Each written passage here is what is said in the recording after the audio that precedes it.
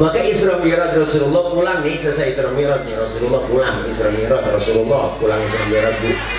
Rasulullah pulang Isra Mi'raj, depan Masjidil Haram duduk bengong Nabi. Apa yang dipikirin? Kalau saya ceritain kepada umat, takut umat nggak percaya saya Isra Mi'raj. Lagi bengong begitu, datang Bu rombongan Abu Jahal, Abu Lahab, sama abu-abu yang lain. Datang nyamperin. Ditanyalah Rasulullah, Muhammad dari mana? Saya habis Isra Mi'raj dari Masjidil Haram ke Masjidil Aqsa, terus diajak naik ke langit pertama sampai ke 7, ketemu Allah, dapat perintah sholat dari Allah, terus duduk lagi di sini. Benar. Apa kata rombongan Abu Jahal? Wow. Allahumma salli ala sayyidina Muhammad wa ashqini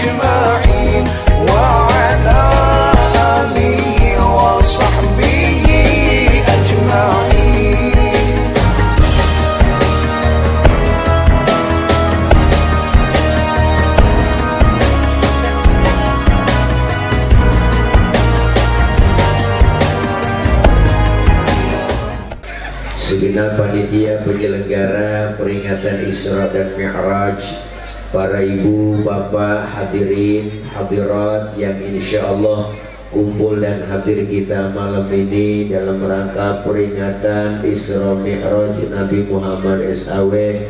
Dengan Isra Mi'raj, mari tingkatkan kualitas ibadah, terutama dalam menjalankan sholat 5 waktu berjamaah. 16 Februari 2024 tuh, baca diri dah ada di atas. Mudah-mudahan kumpul dan hadir kita malam ini dapat sehat walafiat, panjang umur, dan ilmu-ilmu yang diberikan mendapatkan ilmu yang manfaat. Para ibu hadirat, bapak hadirin jamaah yang berbahagia,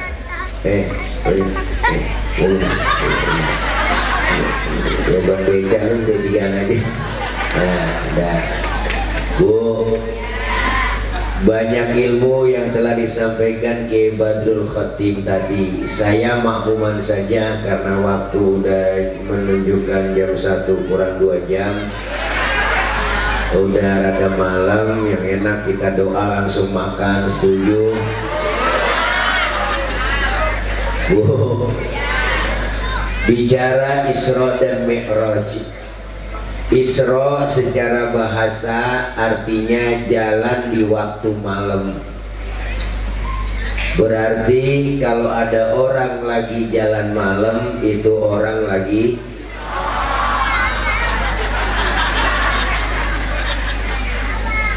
anak muda tengah malam melancong ke rumah ceweknya, berarti itu anak muda lagi. Emak-emak berantem sama suami tengah malam, gembol pakaian, kabur dari rumah, berarti itu mama lagi. Tetangga nanya, mau kemana teh? Gue mau Isra.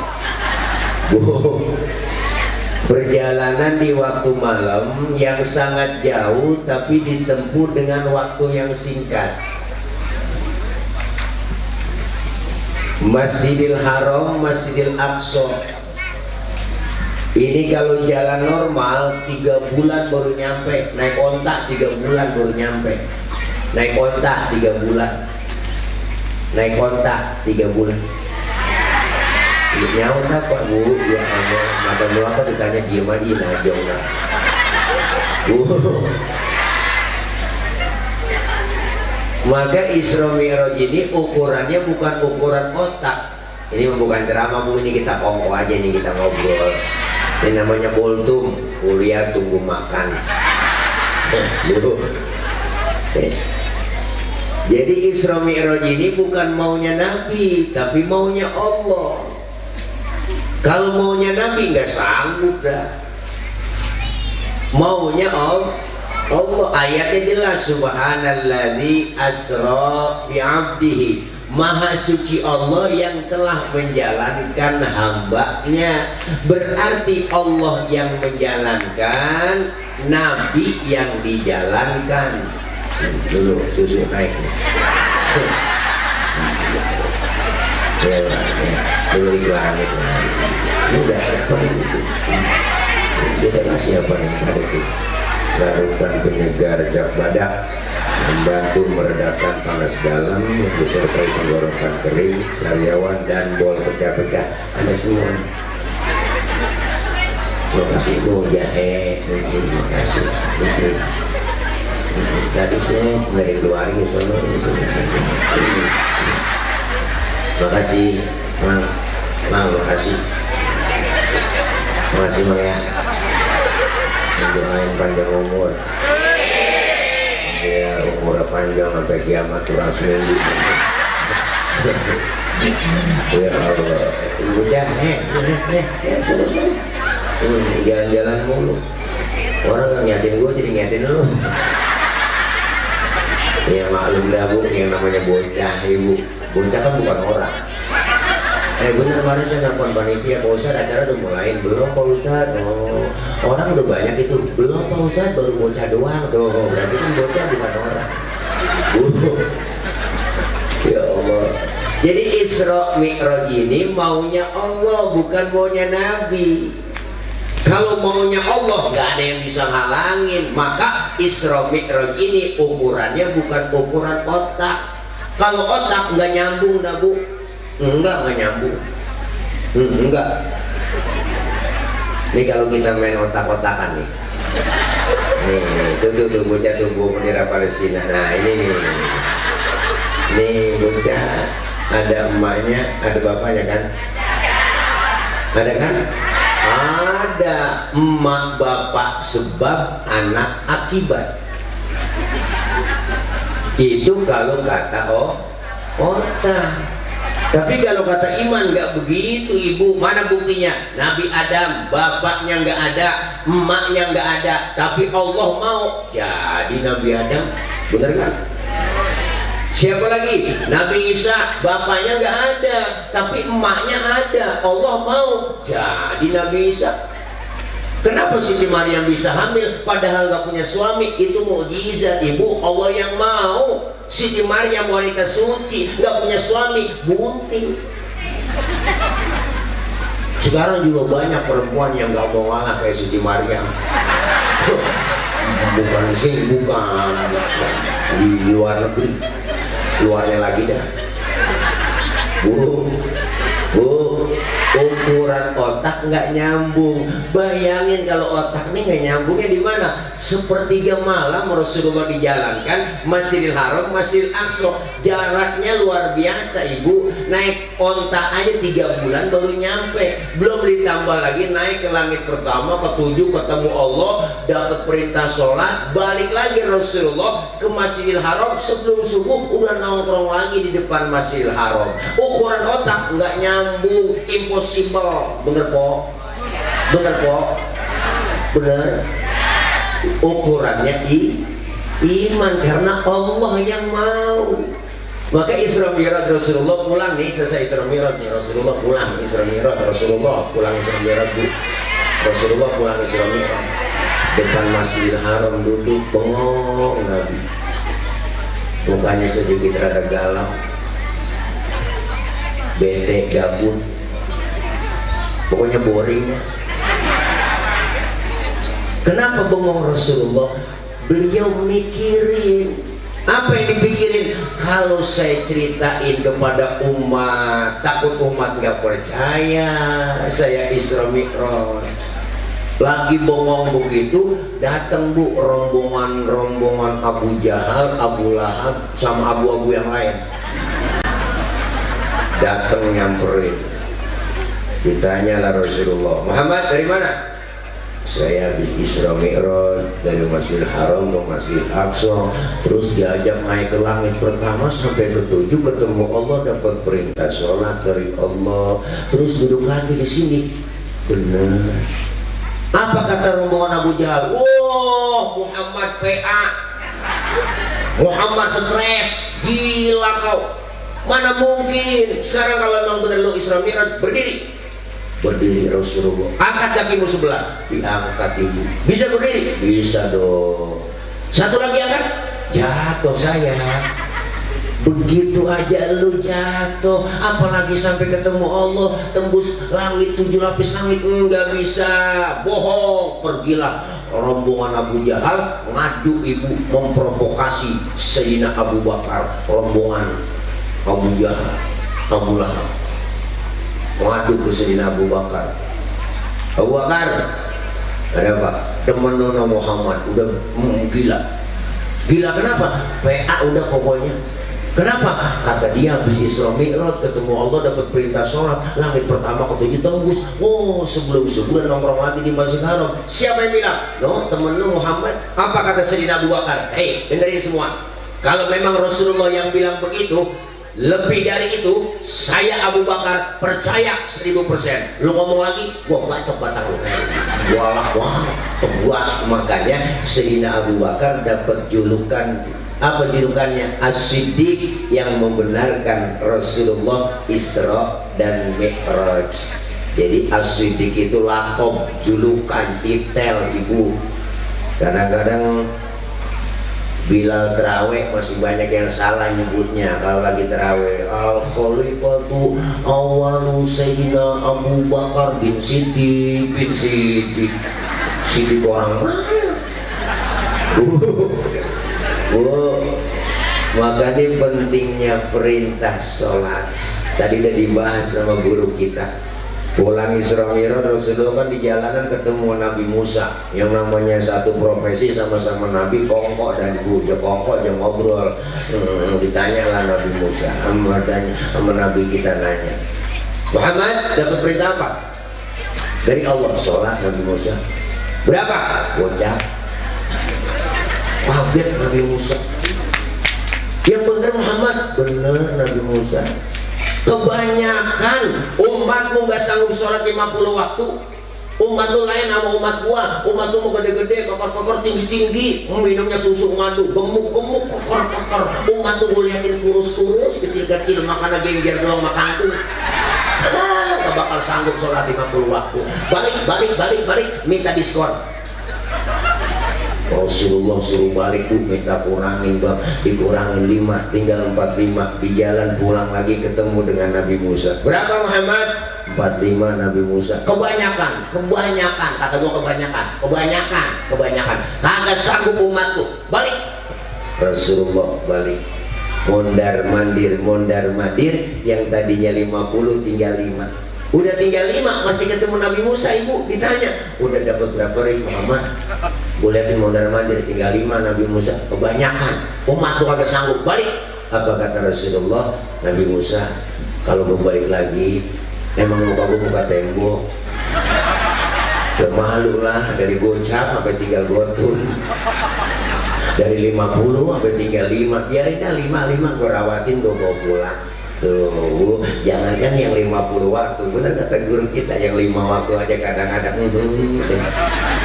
Zuhur kena, asar terlepas, asar ketangkep, maghrib lewat, maghrib kena, isya lolos. Apalagi subuh bablas. Kadang-kadang setengah 6 dibangunin, bangun bang daripada ke Masjid Al-Wusta, udah ketinggalan jamaah di rumah aja. Ayo bang, bangun. Lakinya dibangunin, matanya masih merem, tangannya dong repeng-repeng. Dari tiang buat pegangan, ibu langsung jangan bangun, langsung jatuh. Udah senang. Ayo neng wudhu, neng cepetan sholat neng. Ayo wudhu. Kata suaminya, sufufakum, lempengin barisannya. Bininya ngomong enak, ada mencong bang. pakai motor.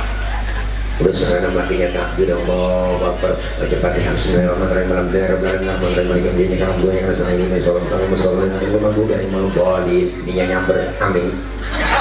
Terus tangan Fatihahnya cepet, aminnya cepet lah.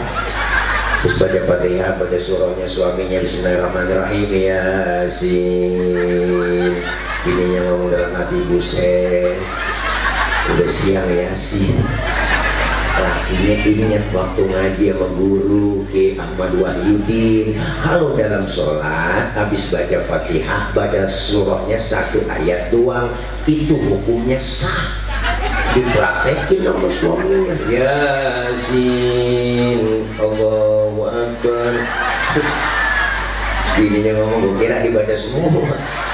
Sembayang lagi gerendeng aja ibu, ya Allah. Ini makna Isra dan Mi'raj.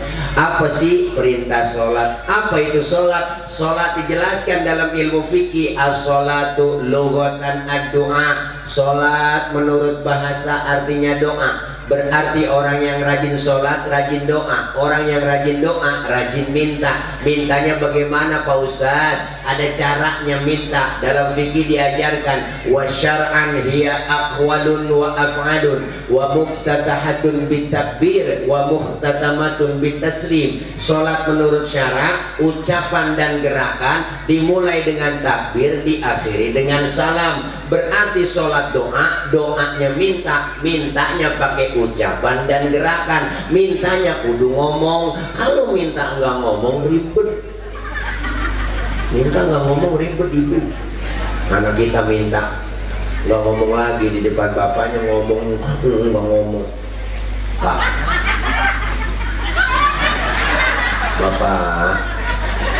bapaknya bingung itu motor apa sepeda, karena mintanya nggak ngomong.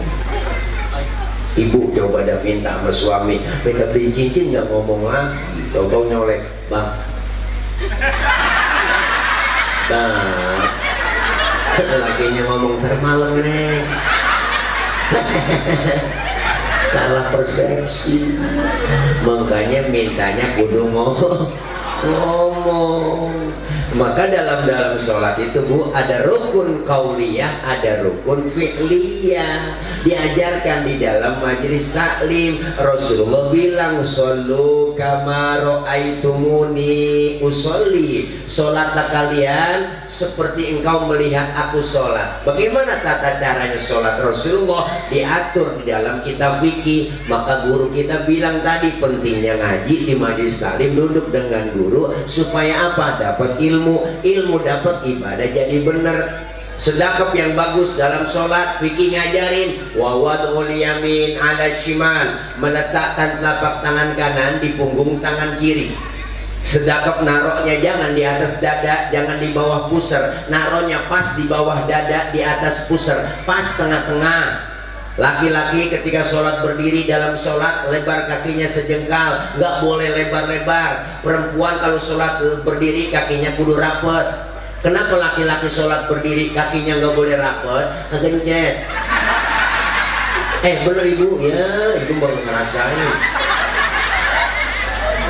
Ada sesuatu yang ganjil dong. Ya kesian, gil. Lato-latonya kegencet. Perempuan gak boleh sholat berdiri kakinya bekangkang. Wah, kalau ada angin masuk dari mukena bawa seriwing kan masuk ke perapatan. Diatur semua. Makanya pentingnya kita datang ke majelis taklim, ngaji. Orang sekarang nggak mengaji, rada-rada ogah kumpul di pengajian, duduk dengan guru, buka kitab. Apa dia bilang? Wah, ngapain ngaji sekarang, udah gak zaman baca kitab. Sekarang udah zaman modern Pak Ustadz. Ada Google, ketik aja di internet, klik, semuanya nongol. Makanya sekarang orang ngajinya nggak sama guru, nggak pakai kitab, ngajinya lewat Google. Akhirnya pertanyaan semua pakai akal-akalan. Agama dikaitin dengan akalnya. Kalau nyambung dengan akal diikutin, nggak nyambung nggak diikutin. Maka sekarang banyak orang bertanya pakai akal-akalan.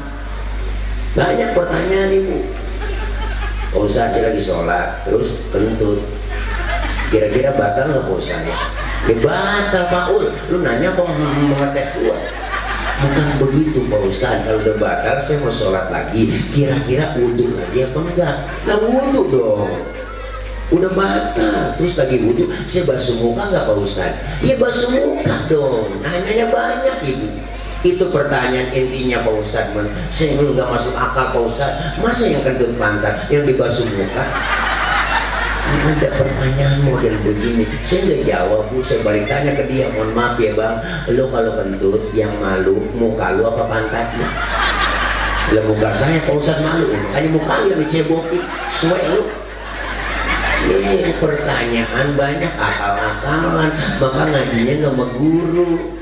Kalau kita tahu ngaji sama guru, kita bertanya dong, fas'alu ahla dzikri in kuntum la ta'lamun. Bertanya kalian kepada ahlinya jika kalian tidak tahu. Siapa ahlinya? Quran dan hadis. Siapa yang paham itu semua? Ya para ustadzah kita, kiai kita, guru kita. Bertanya, alhamdulillah. Ini kadang-kadang kan aneh pertanyaan, Pak Ustadz, saya ngirim Fatihah buat yang sudah mati, meninggal dunia, itu Fatihah saya sampai nggak Pak Ustaz? Jangan dijawab Bang, ini pertanyaan jebakan.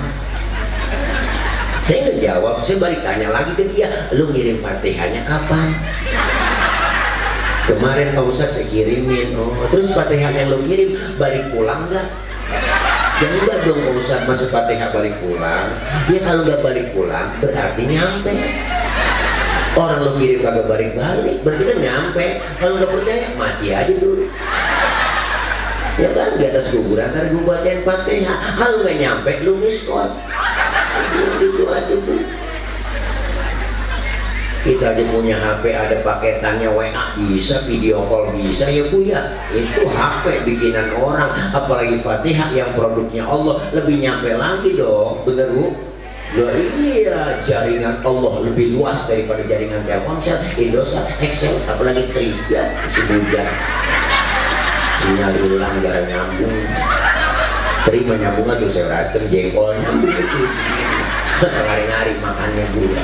Bu, nih makanya datang ke pengajian ini kita bangga, luar biasa di sini perumahan. Taman buah, buahnya mana nih? Oh, buahnya segini doang. Taman buah, alhamdulillah kita kumpul bikin acara Isra dan Mi'raj, kita ngaji hari ini. Ini duduknya kita doang Ibu, langkah kita dari rumah menuju majelis, menuju halaman masjid kita, Masya Allah, dalam rangka niat nuntut ilmu, dosa kita dirontogin. Dosa-dosa kita diusap, dihapus, ditipek, digembok. Dosa kita kan banyak Bu Ramban, pasti banyak dosa Bang. Sama Ibu nih yang ngomong juga dosanya banyak. Kalau tukang ngomong, salahnya diomongan. Makanya saya kalau diomongin orang, biarin gue sih, wajar diomongin orang. Emang gue tukang ngomong.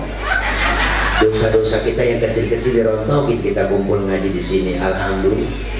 Dosa sama orang tua ada, dosa sama saudara, teman, tetangga. Apalagi dosa sama suami dah, dosa berkabur dulu. Dan lagu-lagu budak, dosa sama suami. Yang berangkat ngaji, suami diperintah.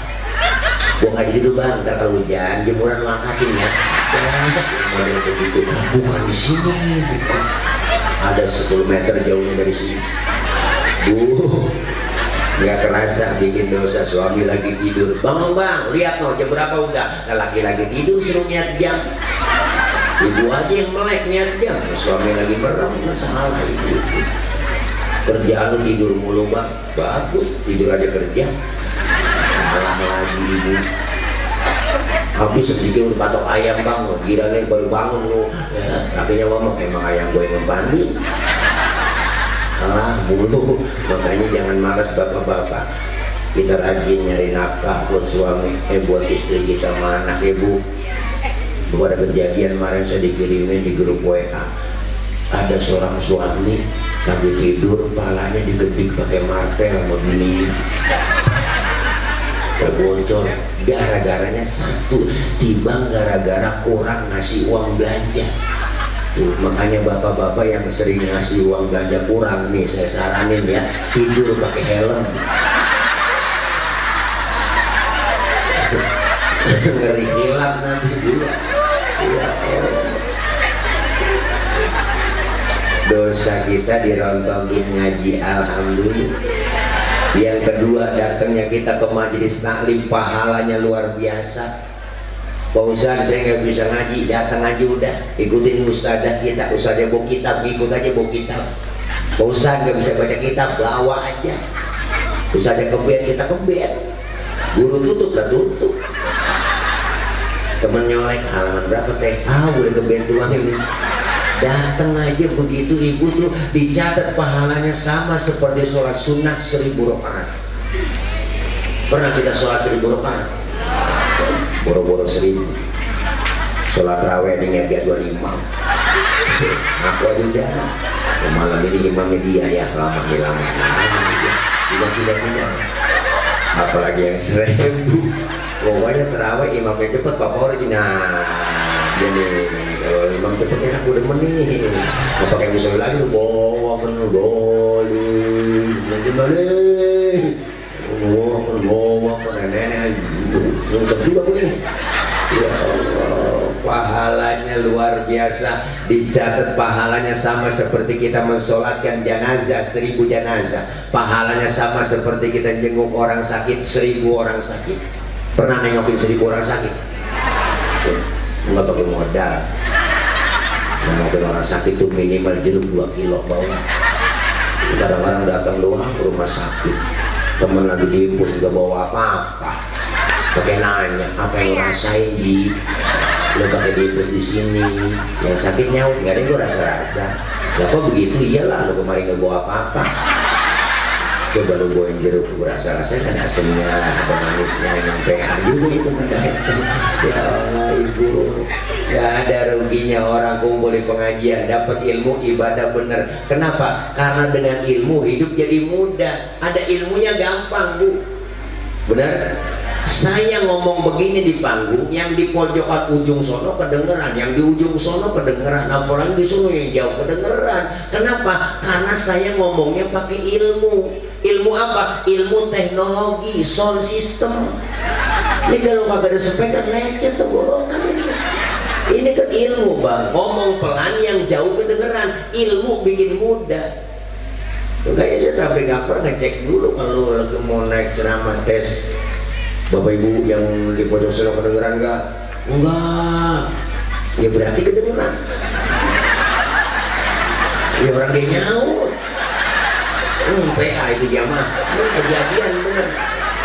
Saya nanya bener-bener yang di pojok sana kedengeran nggak Pak? Enggak. Ya berarti kedengeran. Orang dia nyaut. Ilmu bikin hidup jadi mudah. Termasuk ibadah, ada ilmunya gampang. Kenapa? Engkau saya cerita, saya punya kakek berangkat haji tahun 50-60. Itu berangkat haji ke Mekah 6 bulan ya abang, 6 bulan. Kenapa 6 bulan? Naik kapal laut doang. 6 bulan, orang udah pada lupa, dia baru pulang. Kelamaan. Tapi ada ilmu teknologi, pesawat terbang Jakarta Jeddah 9 jam sampai, ilmu bikin hidup mudah. Termasuk ibadah ada ilmunya gampang. Banyak ilmu salah narok diomelin, apalagi yang gak ada ilmunya. Mana buktinya? Contoh, tadi ada korek di sini bang, ada kan? Qori boleh baca begitu. Kenapa? Karena ada ilmunya, ilmu kiroat. Ada lagunya pakai nahawan, bayati, sika, soba, jiharka. Boleh Qori baca begitu. Bahkan Rasulullah bilang, zayyinul Qur'an bi aswatikum, hiasi Quran dengan suaramu yang bagus. Qori boleh baca begitu. Tapi ada tapinya, ketika jadi imam sholat di Masjid Al-Wusta, itu Qori nggak boleh bacanya kayak tadi.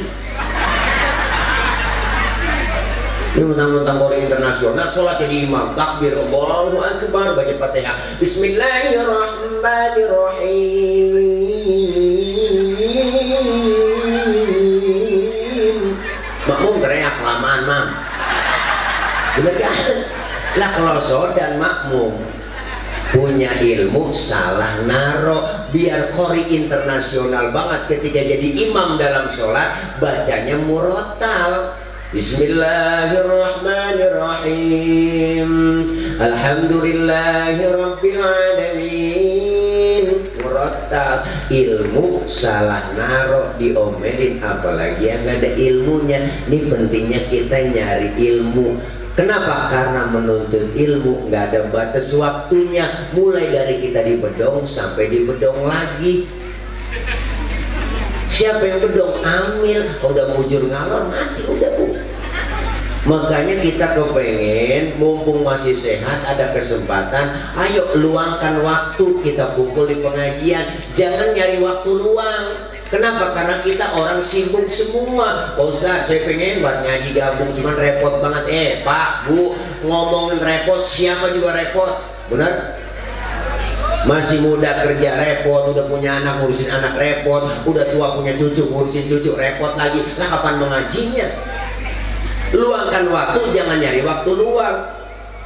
Artinya apa? Kalau kita luangin waktu nggak lama ngaji, kita pengen tuh barang-barang soleh, barang-barang pinter. Kan enak kalau barang-barang soleh, bener bu?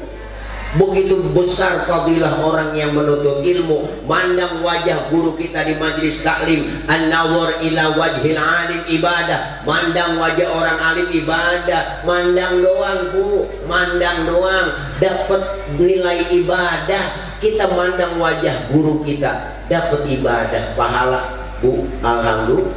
Guru kita pernah memandang wajah gurunya, gurunya lagi mandang wajah ke gurunya, gurunya punya guru mandang wajah ke gurunya, gurunya lagi punya guru, gurunya mandang ke wajah gurunya, gurunya dipandang lagi ke wajah gurunya, gurunya punya guru, gurunya punya guru mandang wajah ke gurunya, gurunya sampai ke gurunya, gurunya. Ya, Kiai mau balik ya, alhamdulillah. Guru Badrul Khotim mau balik panitia, jangan lupa. Tadi beliau udah ngingetin tentengannya. Iya, beliau mah nggak ngarepin amplop bu. Isinya juga nggak mengharapkan beliau. Yang penting jumlahnya. Iya, kalau ada kiai ceramah minta dibayar dosa tuh kiai. Bener bu, tuh guru saya ngajarin. Kalau ada ustaz ceramah minta dibayar dosa tuh ustaz. Lebih dosa lagi ngundang kiai nggak bayar. Tuh kata guru saya.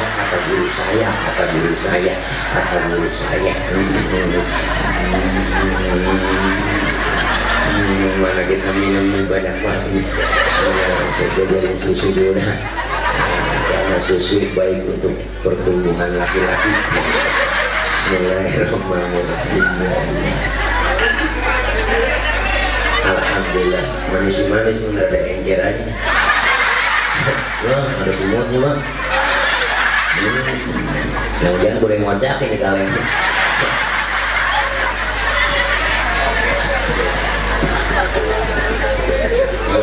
Enceran ini enceran.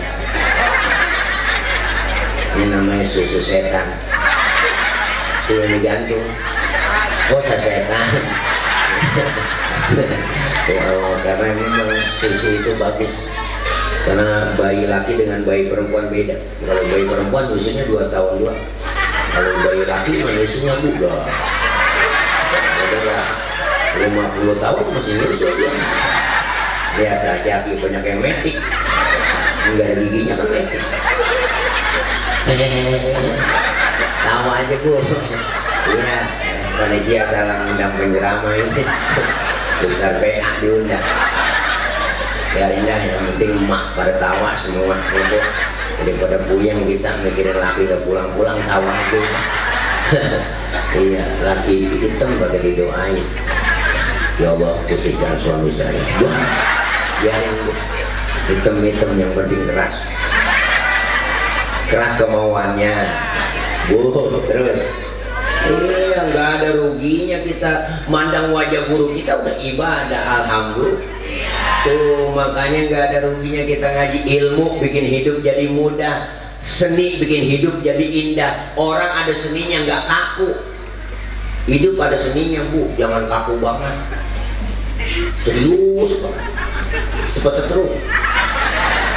Seni apa juga kalau udah seninya indah aja. Mana buktinya? Baca Quran pakai seni enak nih dengernya, seni tilawah. Tadi Qori yang baca, bener? baca sholawat pakai seni. Seni apa? Seni hadroh. Nih emak-emak ketimpling terbana ya kan, anak-anak ABG yang kecil-kecil tuh bocah rombongan bodreksin, dia pakainya marawis, kendang kecilnya banyak tuh. Kalau hadroh kan mantap, anak-anak muda yang megang. Seni baca sholawat pakai hadroh. Anak hadroh ini jadi macam-macam anak hadroh bang. Hadroh artinya menghadirkan ibu. Siapa yang dihadirkan? Rasulullah. Ketika anak hadroh baca marhaban ya marhaban ya nural aini marhaban jaddal husaini marhaban marhaban, Rasulullah hadir di tengah-tengah kita. Ketika mahalul qiyam yang megang bas tuh anak hadroh, dia tahu kencang banget, ceputa ciledug ceputa ciledug ceputa ciledug ceputa ciledug. Masya Allah luar biasa ibu. Jangan kecilin anak hadroh. Seni kalau pakai sholawat baca pakai seni hadroh enak didengarnya. Coba baca sholawat kencang doang, agak ada lagunya, kurang enak itu. Salatullah, salamullah, ala toha, Rasulillah, kurang enak. Kalau hadroh kan salatullah, salamullah, ala toha, Rasulillah, anbiya, salamu alaik, atqal, atqiya. Ke pinggir, ke tengah nyebur. Ke pinggir, ke tengah nyebur. Itu ada kotek 1, kotek 2 ya, bas 1, bas 2, bas 3. Pinggir tuh musiknya begitu. Dan kalau rombongan yang kecil tadi bocah, rombongan bodreksin itu marawis. Yang kendang kecilnya banyak, bring artinya pergi, duduk. Bring dia pergi dia duduk, dia pergi dia duduk. Enggak ada yang main bu, pada pergi semua. Masya Allah, seni udah indah aja. Adzan di Masjid Al-Wusta kalau nggak ada seninya, lah kaget orang. Lapar, lo kaget. Nah kalau pakai seni kan enak. Allahu Akbar, seni. Apalagi pakai lagu di Mekah tuh enak.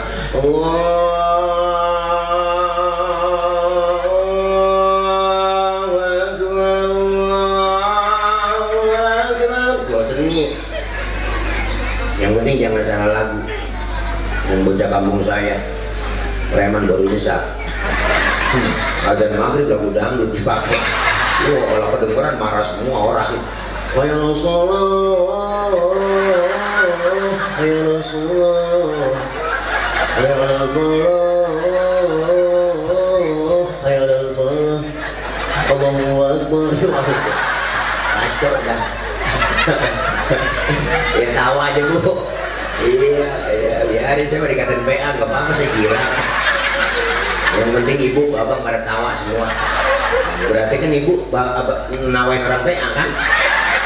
Berarti sama-sama PA. Ya malam ini kita PA berjamaah.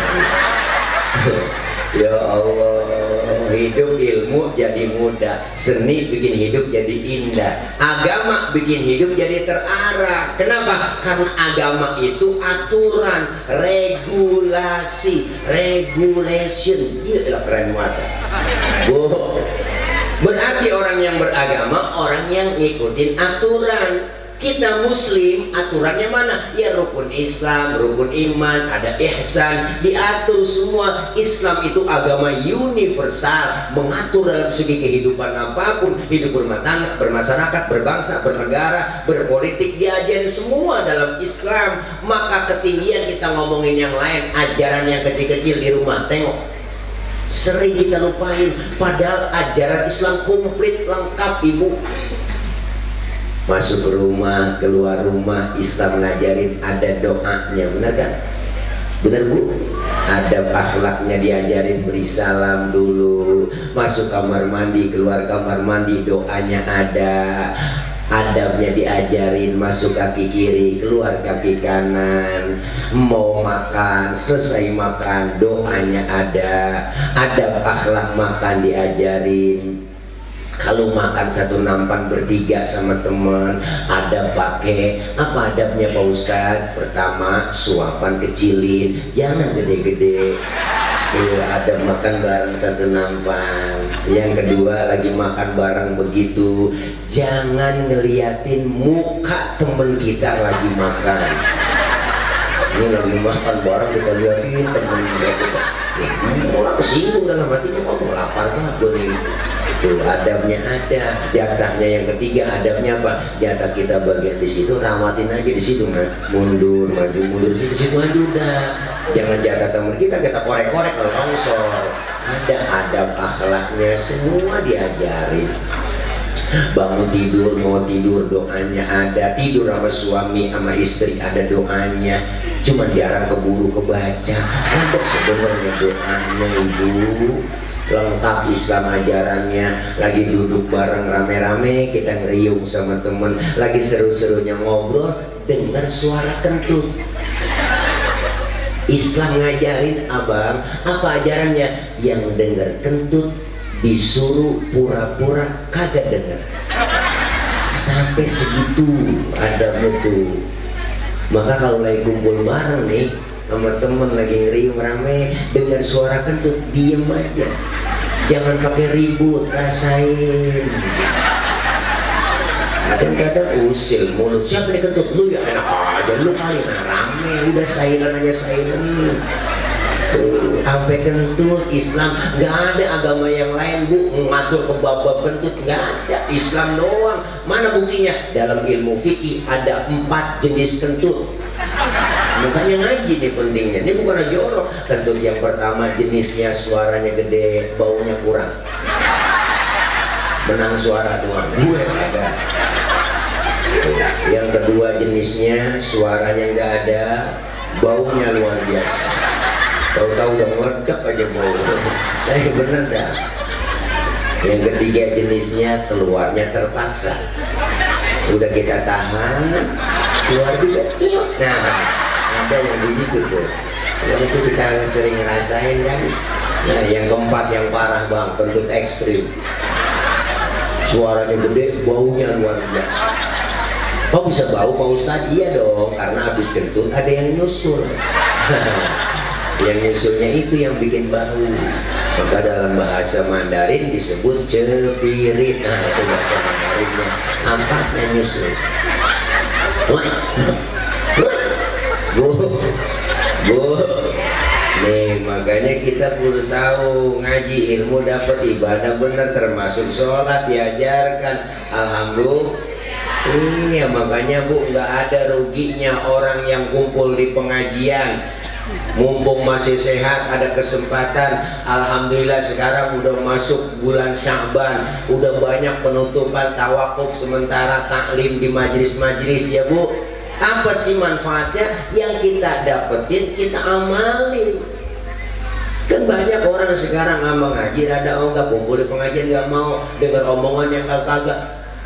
Jangan dengerin omongan orang. Ada yang ngomong kan ada aja. Saya heran ya sama ibu-ibu zaman sekarang, kok demen banget sama pengajian. Ada yang model begitu bu, jangan didengerin, mak lampir itu. Orang ngaji, bener bu. Kalau kita ngaji mumpung masih sehat sampai sekarang, bahkan guru saya almarhum wal maghfurlah Sayyidil Walid Al Habib Ali bin Abdurrahman Asgaf, apa kata beliau? Andaikan saja pahala menuntut ilmu kelihatan oleh manusia, manusia akan saling bunuh-bunuhan untuk mendapatkan pahala menuntut ilmu. Saking nggak kelihatan. Ini luarnya biasanya kita dapat ilmu, ibadah biar jadi bener.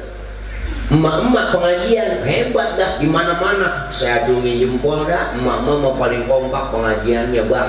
Kita nih bapak-bapak yang kadang-kadang masih sering kalah sama emak. Emak-emak nih pengajian Senin, Selasa, Rabu, Kamis, Jumat mulai pengajian gabungan PKK, belum lagi gaji gabungan BKMT. Seragamnya banyak makanya ada yang kuning, abu-abu, ada yang biru muda, ada yang pink, ada yang macam-macam dah. Ada yang 2 kali bayar, ada 3 kali bayar. Ada juga. Nggak apa-apa, semangat kita ibadah ya bu. ngaji luar biasa. Jam 1 tengah hari wong udah nyampe bang ke majelis taklim, speaker hidupin mic dia colok. Assalamualaikum warahmatullahi wabarakatuh. Ibu-ibu jangan lupa ya, hari ini pengajian. Ibu-ibu jaroh saroh kumpul sini loh semua, minah ngaji dipanggilin teman-temannya sambil nungguin teman datang ke majelis taklim. Di selawatan itu mak, masya Allah. Allahumma sholli wa sallim wa barik alaihi. Mama selawatannya adinul lana wal haqulana. Teman datang, assalamualaikum, salam. Lu nyampe ji, duduk sore pojokan. Wal adlu lana wal kullu lana dinul lana. Assalamualaikum, Pak Haji, salam. Dengan hambal kok putus saja. Wal adlu lana. Berhenti selawatan. Itu kalau di Mesir selawatan itu bang sebenarnya buat yel-yel tentara mau perang. Itu kalau mau perang bacanya itu tentara supaya semangat. Adinul lana wal haqulana wal adlu lana wal kullu lana. Adinul semangat perangnya. Pindah ke Indonesia lain. Adinul lana wal haqulana. Nenek-nenek dibawa ke pasangin peleker hari-hari. Semangat dong baca selawatnya ya bu. Ya orang-orang Arab tuh kalau habis ngambil mikot mau bikin umroh itu baca talbiyahnya semangat banget. Labbaik Allahumma labbaik, labbaik la syarika lak labbaik, innal hamda wa ni'mata lak wal mulk la syarika lak, labbaik Allah. Semangat. Pindah ke Indonesia lain versinya. Labbaik Allahumma labbaik, labbaik la syarika lak labbaik, innal hamda wa ni'mata. Maafin gue ji, doain gue di sana ya. Maafin gue nitip anakku nangis. Bu, selawat yang kita baca alhamdulillah ngajinya getol.